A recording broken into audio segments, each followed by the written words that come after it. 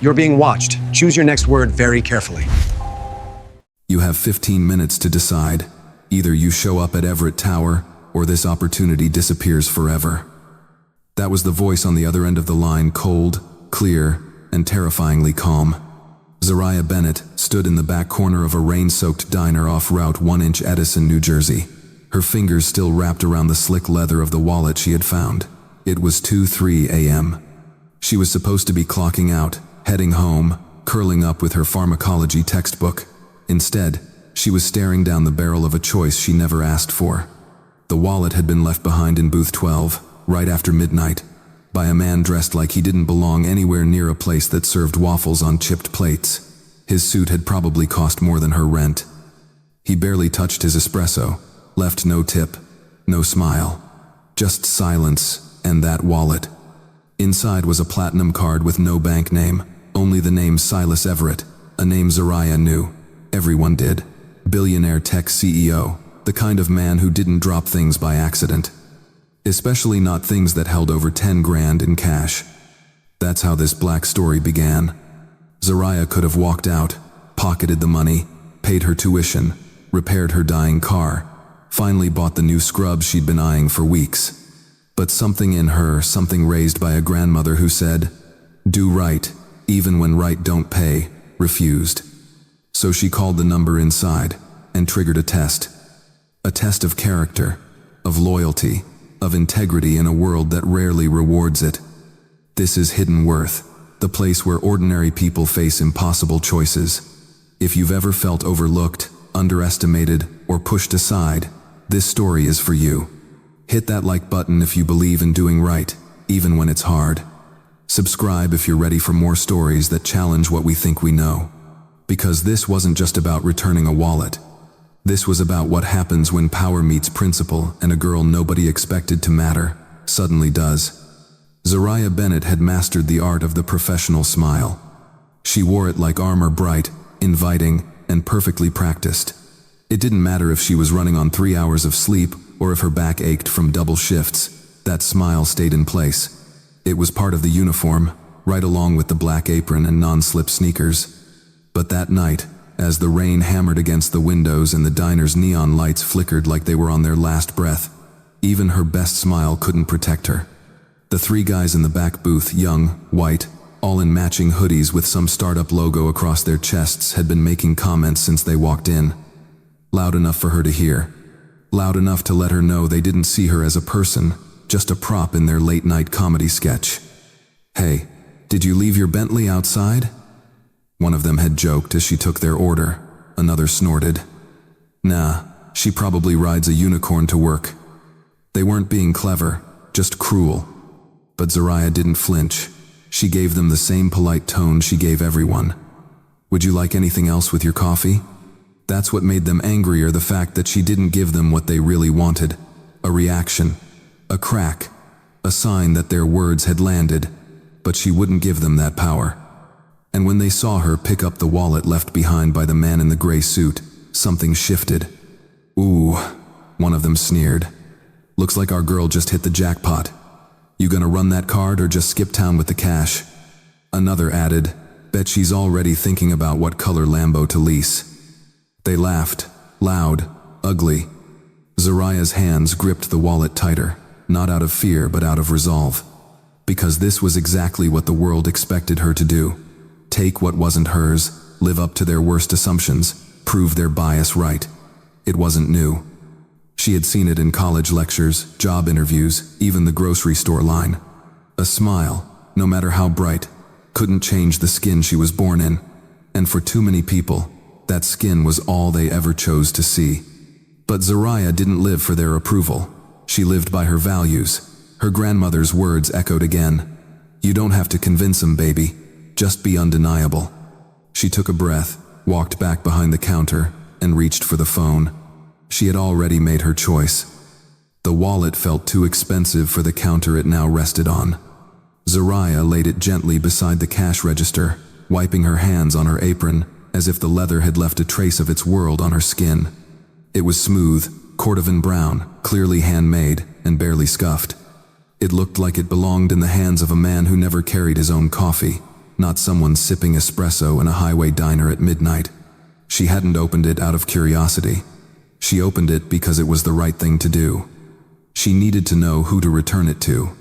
Inside, there were no credit cards, no driver's license, no receipts, photos, or business coupons, none of the clutter most wallets held. Just a solid stack of $10,000, bound tightly by a brushed metal clip and a single card. It was heavy, minimal, expensive in the way only certain things are when the quality speaks louder than the design. The card had no company logo, no email, no social media handle. Just a name, embossed in deep gray foil, Silas Everett. And beneath it, a 10-digit phone number. No area code, no country code, just numbers, like something out of a spy movie. Zariah hesitated, not out of fear, but because it felt like crossing a line. This wasn't like finding a lost debit card at a bus stop.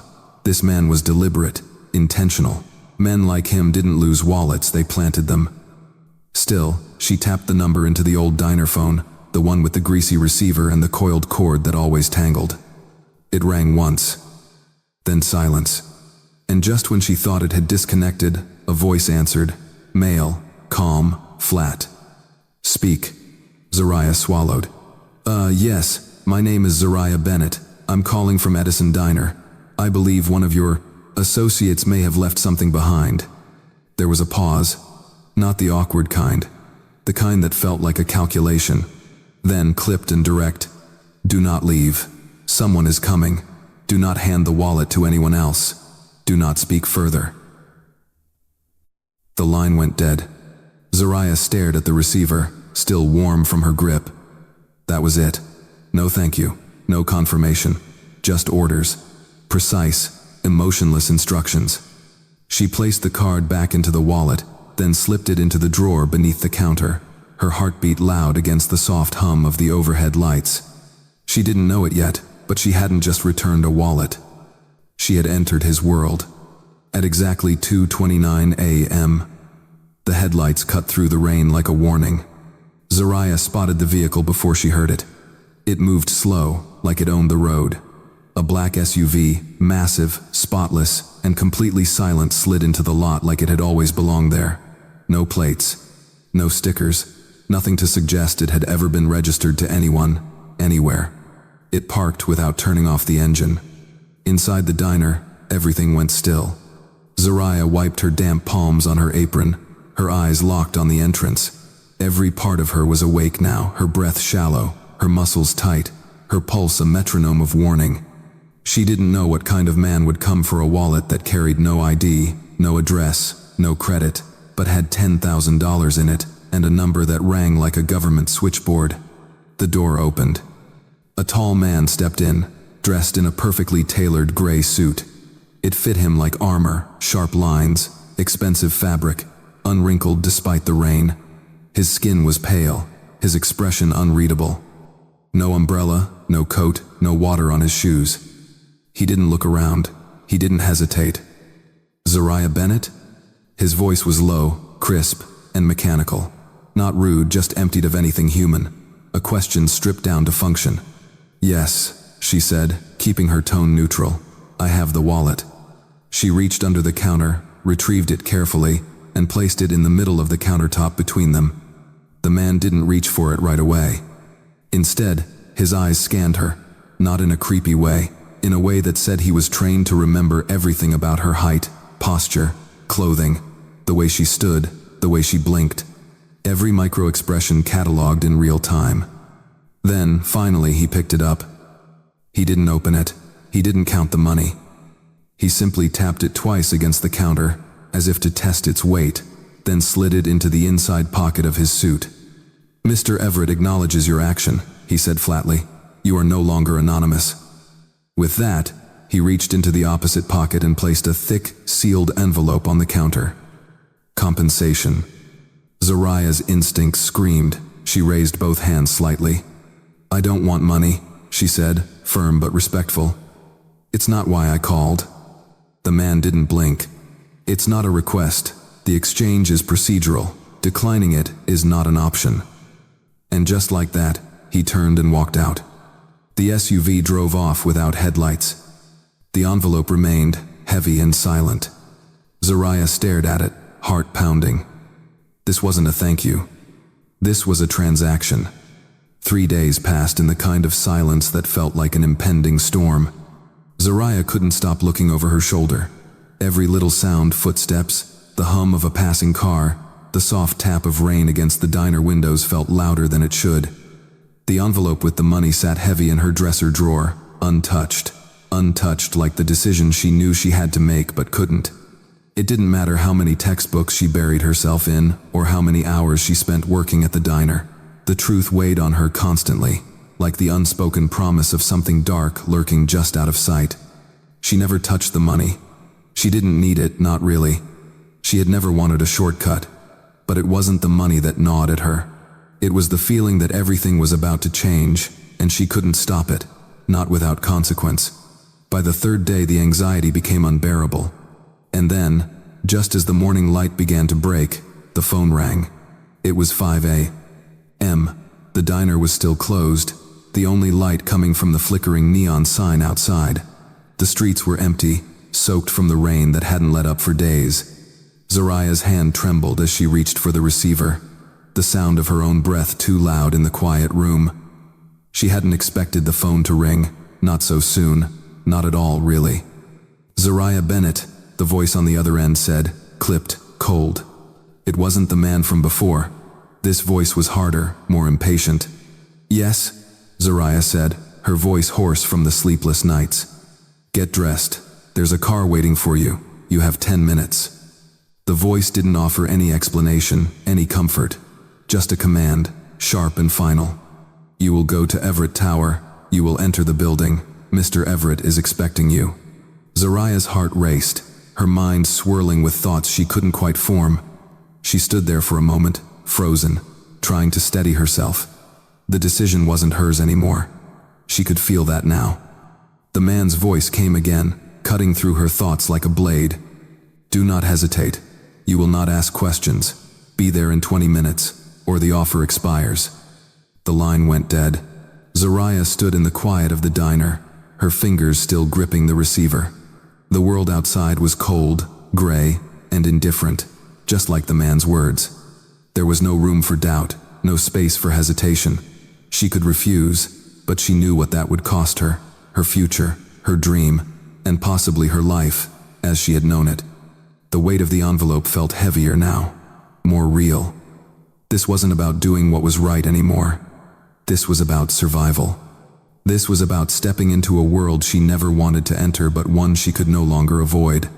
With a quick glance at the envelope, she stuffed it into her purse, grabbed her coat, and hurried toward the door. She had no choice but to go. The man had made sure of that. The quiet diner seemed even emptier now, as though it had never existed. Zariah's footsteps echoed in the silent, cold hallway of Everett Tower. The building was exactly what she had imagined it to be, massive, sleek, and modern. Glass and steel stretched upward, reflecting the morning sun like a mirror to the sky. It was a place where power wasn't just held. It was flaunted, displayed in every corner. And there she was, standing in the middle of it, just another cog in the machine, or so it felt. The receptionist didn't ask questions. She didn't need to. When Zariah gave her name, the woman's eyes flickered with recognition, and without a word, she motioned for Zariah to follow her down a narrow corridor. The door to the conference room was already open, the glass walls offering an unobstructed view into the sterile, minimalist space. Inside, a handful of executives sat around a long, polished table. They didn't look up when she entered. Their focus remained on the tall, lean figure standing at the head of the table, Silas Everett. He was the center of everything. The room seemed to shrink around him as he stood there, calmly flipping through papers, his every movement deliberate. His eyes, cold and calculating, didn't meet hers immediately, but she could feel the weight of his gaze settle on her like an invisible pressure. "Miss Bennett," Silas said, his voice low and steady. He didn't greet her with a smile, but there was something in his tone that made it clear he was waiting for her to prove herself once again. The entire room shifted slightly as he looked at her, his eyes assessing, dissecting her every move. Zariah stood still, trying not to let her nerves show. She had faced far worse in her life, but this was different. This wasn't just an interview. This was a test, and she knew it. The sharp glint in his eyes told her everything she needed to know. He wasn't just evaluating her skills, he was evaluating her character. "You've been selected for a very specific reason," Silas continued, his voice echoing through the room. "You've shown a certain level of integrity, something we don't often find in people like you." Zariah's heart raced. The words stung, but she didn't flinch. People like you. She'd heard those words before, in school, in interviews. In every room where she was the only black woman, the only woman of color. She wasn't going to let him see the hurt in her eyes. "However," Silas said, pausing for effect, "this is where you prove you belong. We have our eyes on you, Miss Bennett. Don't disappoint us." Zariah nodded, her resolve hardening. She wasn't here to prove herself to anyone. She was here to claim her place in a world that didn't believe she had a right to be in it. The door behind her clicked shut. The game was on. Zariah felt the weight of every pair of eyes on her as she walked into the boardroom that morning. It wasn't just the high-rise glass walls or the gleaming conference table that made her feel small. It was the people sitting around it, the executives, the white-collar professionals in their designer suits, the ones who had never once questioned their place in this world. She was the only woman of color in the room, and it felt like the walls were closing in. The meeting had already started, the executives murmuring quietly among themselves as Zariah stood at the front. She could feel their judgment before it even reached her. It wasn't subtle. It never was. Their eyes tracked her every movement, like a subtle, silent disapproval lurking beneath the surface. They were watching her, not just to see if she was capable, but to see if she would fail. As she started to speak, one of the senior managers, Mark, an older man with a booming voice and an attitude to match, interrupted her almost immediately. "I don't think it's appropriate for someone from your background to handle this project," he said, leaning forward, his words dripping with condescension. His eyes didn't just look at her, they measured her. A few others in the room glanced at each other, waiting for her to respond, like they were waiting for her to crumble. Zariah took a deep breath. She had faced worse, far worse. But this was a different kind of battle. "Excuse me?" Zariah's voice was calm, steady, though every fiber of her being was on high alert. She knew what was coming. She'd seen it before. This wasn't about her skills. This was about who she was. "Your qualifications are good," Mark continued, ignoring the tension in the room, "but this project requires a level of finesse that I'm not sure you have. You might not be the best fit for this." The words stung, but Zariah didn't let them show. She had been preparing for moments like this her whole life. She didn't need their approval. She didn't need their respect. "I've been selected for this position because I have the skills and the integrity to carry out the job," she said, her voice unwavering. "I don't need validation from anyone. The work will speak for itself." But even as she said it, the damage had already been done. She could feel the weight of their dismissive looks, the judgment lingering like a thick fog in the air. Silas Everett wasn't in the room, but his shadow loomed large. The pushback wasn't just from the executives, it was from an entire system that had decided she didn't belong. And yet, here she was, fighting for a place at the table. She wasn't going anywhere. The contract sat in front of Zariah like a challenge. It wasn't thick, but it felt heavy, like the weight of her future was pressed between those few pages. Silas Everett had offered her everything she had ever wanted, everything she had struggled for, on one condition: silence. Absolute silence. She stared at the words, each sentence more binding than the last. It was clear. Accept this, and you are bought. No one could know. No one could ask questions. Not her family. Not her friends. Not even the people who had stood by her when she had nothing. Zariah wasn't naive. She knew what this meant. This wasn't just a job. It was a contract for loyalty. A promise that would tie her to Silas and everything he represented. There was no going back once she signed. But she had already made her choice. She had been prepared for a world that never gave her a real chance.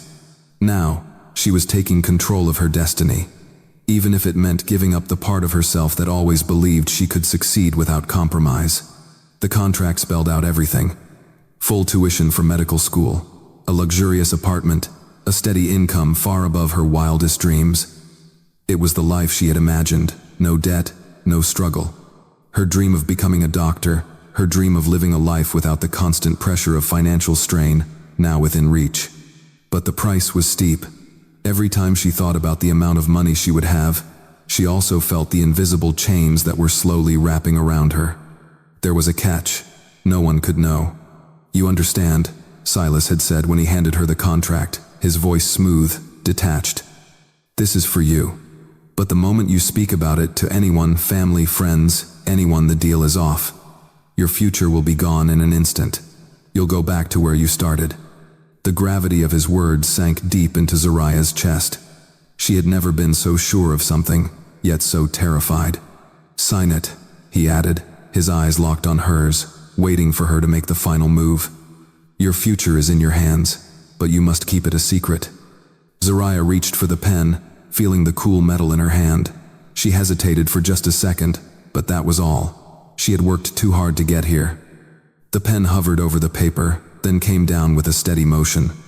As her signature sealed her fate, the weight of what she had just done settled into her bones. She was in, whether she liked it or not.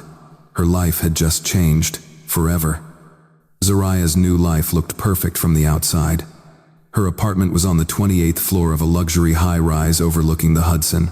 Floor-to-ceiling windows, stainless steel appliances, marble countertops. A concierge greeted her by name. Every morning, a black car waited at the curb to take her to Everett Tower. Her student debt had vanished overnight. Her bank account had commas in places she'd never seen before. She had access to things she used to dream about in the back corner of the diner: custom-made scrubs, weekly grocery deliveries, private study sessions with world-class professors. On paper, she had made it. But paper never showed the fine print. The stares came first, silent, subtle. From other residents in the building, from people in the lobby, from the valet who hesitated a moment too long when she handed over the keys to her company-issued car. They didn't ask questions. They didn't need to. Their eyes said enough. What is she doing here? Who brought her in? Who is she sleeping with? It wasn't new. It was just sharper now, more polished, more disguised, behind fake smiles and polite greetings. She was a woman of color in a space built for people who didn't look like her, and they didn't let her forget it. One night, she went out to dinner with a group of executives. The waiter took everyone's order. Then he turned to her and asked, "And for you, ma'am, will you be ordering or just here as a guest of Mr. Everett?" The room went quiet. Zariah didn't flinch. She looked him straight in the eye and said, "I'll have the filet, medium rare, and a glass of red, your best." The waiter nodded, but the damage had been done. She laughed it off, smiled. But inside, the old anger burned again. Money had bought her access. It hadn't bought her belonging. She was still being measured by skin, not skill. Still being viewed as someone who didn't earn her place, no matter how hard she worked, no matter what she sacrificed. But Zariah didn't come this far to prove anything to them. She came to win, quietly, completely. And she would. It started with a blog post. A small independent tech journalist published a piece titled, "The Hidden Hand Behind Everett AI." It wasn't polished, but it was detailed. Too detailed. It mentioned Zariah by name, her background, her role, the contract no one was supposed to know about. Within hours, the article went viral. By noon, her photo was plastered across every major tech news site. Not the professional headshot she had taken for the company. No. It was a grainy image from the diner, from a random Yelp review, when she was still wearing an apron and pouring coffee. The headlines were brutal. Silas Everett's ethics puppet. From waitress to watchdog, real or just a PR stunt? Everett's diversity hire exposed. Zariah felt the ground shift beneath her. She hadn't told a soul. She followed every rule, kept every secret. Yet now, she was the center of a storm she didn't start. She waited for someone at Everett Tower to defend her, to release a statement, to shut the story down. But no one did. Not a word from Silas. Not a single email from HR. No calls. No support. Just silence. She realized quickly she wasn't just caught in the fire. She had been placed there. A distraction. A shield. a face to absorb the outrage while the real powers stayed in the shadows. She sat alone in her apartment that night, staring at the screen as strangers debated her worth. They picked apart her education, her looks, her smile. They called her a fraud, a token, a symbol of corporate manipulation. And yet, not once did they question the system that created the secret position in the first place. Zariah could have gone quiet, let the wave pass, let them shape the narrative. Instead, she made a choice. She opened her laptop, turned on her camera, and spoke. "My name is Zariah Bennett. I wasn't hired to check a box. I wasn't brought in to make a company look better. I was hired because I did the right thing when no one was watching. And I'll keep doing the right thing, even when everyone is." She didn't speak with anger. She spoke with clarity. Because when they made her the scapegoat, they forgot one thing. Zariah was never the weak link. She was the test they all failed. The next morning, the world had changed. Zariah's video had been viewed over 2 million times in under 12 hours. She hadn't planned it. She hadn't rehearsed. It was just her, a plain black sweater, no makeup, sitting on her couch with a laptop camera and telling the truth. The reaction was immediate and divided. Some called her brave, others called her calculated. But she had struck a nerve, and the people who had once ignored her were now watching, waiting, wondering what would come next. Then, without warning, Silas Everett showed up. No security, no press, no pre-scheduled appearance. He walked into the main auditorium of Everett Tower during a weekly leadership meeting. All eyes turned. Conversations stopped. Even the air seemed to still. Zariah was sitting at the back of the room. She hadn't been invited to that meeting, but after the leak, no one had told her to stay away either. Silas didn't go to the podium. He didn't stand at the head of the table. He walked straight toward her. "I owe you a public correction," he said, loud enough for the entire room to hear. Zariah stood, tense, uncertain. Silas looked at her with something different in his expression. Not control, not calculation, but clarity. "I chose Zariah not because of optics," he said, turning now to the executives, to the room, to anyone still doubting. "I chose her because I watched what she did when no one was looking. I built this company on algorithms that predict behavior, but Zariah showed me something no machine ever could: instinctive integrity." There was a pause, a long one. She didn't just pass a test, she set the standard. He turned back to her, softer now. "I was that kid once, a poor, awkward Asian boy who got into tech because I knew it was the only way I'd be allowed into the room. I know what it's like to be dismissed before you even speak." Zariah met his gaze, and in that moment, something shifted. Not trust, not yet, but understanding. "I should have had your back sooner," Silas added. "That's on me." Then he reached into his jacket and handed her a folder. Inside was an offer letter, Chief Ethics Officer. Global. Top-level clearance. Unmatched authority. The decision was hers. But this time, she wasn't being tested. She was being recognized. Zariah didn't accept the offer right away. She took the folder home, placed it on her kitchen table, and stared at it under the soft glow of a single hanging light. The title inside Chief Ethics Officer was more than just a promotion. It was a statement. A correction. A turning point. It wasn't about money anymore, or survival, or finally getting a seat at the table. It was about what that seat meant, and who else could follow because she had taken it. Her grandmother once told her, "Your skin will speak before your mouth ever opens. So when you do speak, make it count." Zariah had made it count. She had walked through rooms where she was doubted, disrespected, and disregarded. She had been labeled, questioned, and underestimated at every turn, not because of her choices, but because of the color of her skin.